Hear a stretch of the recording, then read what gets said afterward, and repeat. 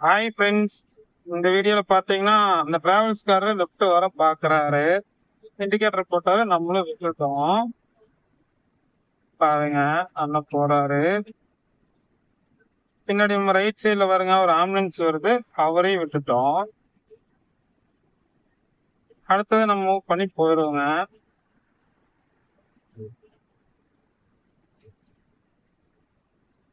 பாருங்க,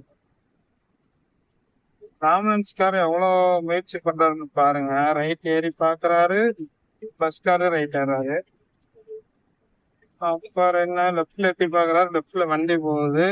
showroom right ஏறாரு. மறுபடியும் பஸ் லெஃப்ட்ல வருது. ஆம்புலன்ஸ்கார் என்ன பண்றாரு, மறுபடியும் போக முடியுமான்னு பாக்குறாங்க. என்னாச்சு, அவர்னாலையும் போக முடியல. மறுபடியும் ஆம்புலன்ஸ்காரு லெஃப்ட்ல வந்துட்டாரு.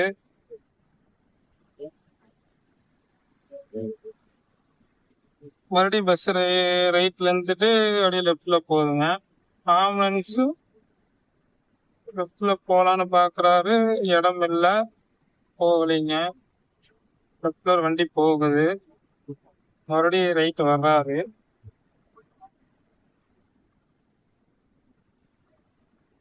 கார் வேற ஸ்லோ ஆம்புலன்ஸ் சொல்லி அவர் ஸ்லோ பண்ணிட்டாங்க.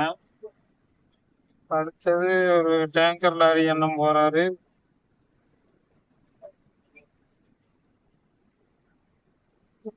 மறுபடியும் பஸ் விடலைங்க. பஸ்கார் பின்னாலேயே ஆம்புலன்ஸ் ரொம்ப நேரமா போறாரு. ஆனா பஸ்காரரு விடவே இல்லை. மறுபடியும் ரைட் ஏறாரு ஆம்புலன்ஸ்காரரு. பாருங்க, மறுபடியும் போக முடியாது, லெஃப்ட்ல வந்துருவாரு. நான் நம்மளுக்கு முன்னாடி ஒரு வண்டி இருக்கு, நம்மளுக்கு லெஃப்ட்ல ஒரு வண்டி வந்துருச்சு. நான் அந்த வண்டியை விட்டு மறுபடியும் நான் லெஃப்ட் ஏறிட்டேன். ரைட்ல லாரி போகுதுங்க. இது இப்படியே ரொம்ப நேரமா ஆம்புலன்ஸ் வந்து அந்த பஸ் பின்னாடியே போச்சு. அதுக்கப்புறம் என்ன நடந்ததுன்னு எனக்கு தெரியல. பஸ் டிரைவர் ஆம்புலன்ஸ் வந்தது கவனிக்கல போலங்க. இதெல்லாம் ஏசி பஸ்ஸுங்களா, உள்ள கார் எல்லாம் கேட்காது. சைடு மிரர் கவனிச்சிருந்தாருன்னா உடனே ஆம்புலன்ஸ் விட்டுருக்கலாம்.